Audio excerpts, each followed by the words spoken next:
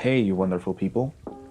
This is Jess from Gunpla, and welcome to my second video on this channel where we are going to build the high-grade force impulse. As you can see, I'm starting out like anyone would, cutting out and taking out the runners from their packaging. As this video plays in the background, I want to foremost thank you for giving me a moment of your time, and I hope the music along with my voice is welcoming and pleasing to your ears. Now, I'm not doing what I did last time, which was cutting out each and every one of the pieces before building. Instead, I opted to cut out the pieces as they came up in a manual so I wouldn't get confused. In my last video, I know you guys couldn't notice, but I did get a little bit confused.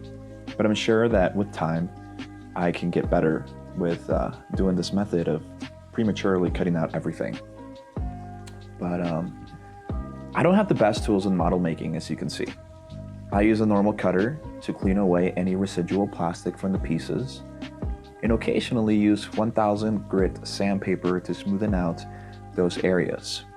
I really wish that I knew. I'm still trying to learn how to use the sandpaper. I know people like to go from 200 to 400 to 800 to 1000 to 3000 and so, but soon enough I'll get there. As for my runner clippers, those are pretty cheap, but they've gotten the job done for me till today. And when I say till today, it means that during this recording, one of them broke on me, so you get what you paid for. In this shot, I'm showing you guys the helmet of the Force Impulse, and you know, one really quick thing about this is the V-fin that goes on a helmet right here, the yellow piece. It comes with these nubs on the back that aren't supposed to be cut, right? Because they're part of the original design. But I don't like them. They look really weird. They look really thick on top, kind of like the the high-grade sand rock. And I just needed to cut it out, right? But had I better tools, like more accurate clippers, I would have been able to do it more precisely and better. But, you know, I have what I have for the moment. You know, a lot of other builders can attest to this, what I'm about to say, but doing this sends a person to kind of a Zen zone, right? Like you're in a zone, you're zoned completely.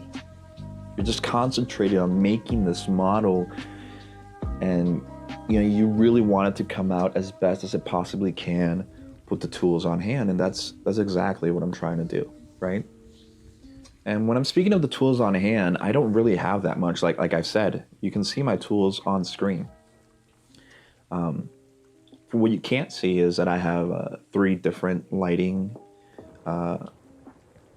you know, 3 different lights that provide my lighting, obviously. And I'm recording all of this with my Note 8. And this is my second time using Adobe Premiere.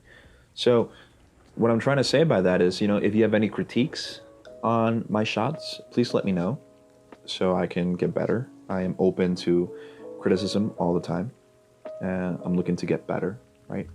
And I think that's mainly what this channel is about. It's an open invitation to anyone watching to join me in this journey of me getting better at this hobby, right? Because it's a passion project. This channel is it's a passion project. I'm not doing it just to do it. I'm doing it because I like doing it. I enjoy doing this. And I haven't even gotten into painting. I mean, I'm sure once I buy an airbrush, I'm sure that once I get into chiseling panel lines onto the plastic, I'm gonna love it even more, right? Because since I was young, I've loved building. I loved making things with my hands.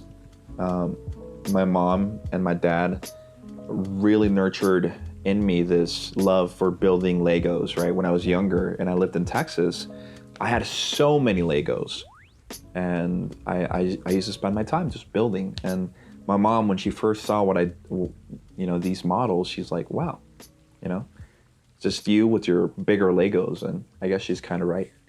So, you know, it's a really nice and peaceful way of passing time. So, like I said, come with me on this journey and see how better I get, right?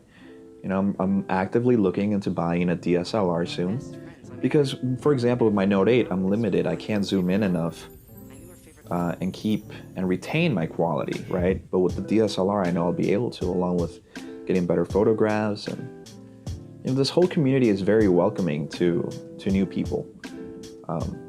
Be it Reddit, Instagram, or Facebook, you can find people willing to give you tips on how to get better. And I've definitely met very nice people online who have helped me out. Studio_Gundam, Child of Mecha, and other people on here. But I'm really looking forward to sharing all of this with you. My next video is going to be me building the Zeta Gundam Verka. It's a Verka, right? And this is my first Verka, and I haven't started it yet, but I want to. And I know it's going to be amazing because, according to people, they're very intricate. And this particular one, they say it's really, really solid, unlike other Verkas that I've heard of, but that's another story. So anyway, I'm really hoping that you guys stick along for the ride. I want to thank you again, and I'll be seeing you guys soon enough. I'm going to leave you with some clips of me putting together all of these pieces of the Force Impulse in order to obtain the final product. And I will be seeing you guys later. So have a great day.